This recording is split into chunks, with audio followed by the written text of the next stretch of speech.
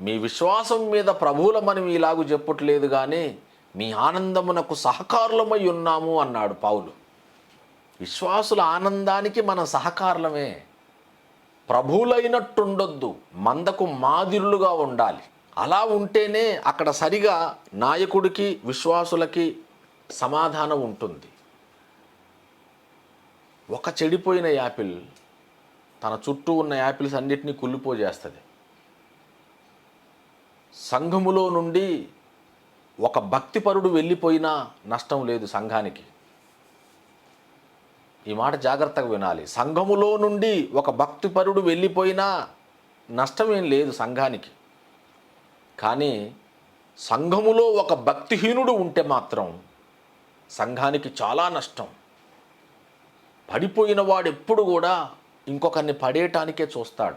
అదే సంఘంలో ఉంటారు,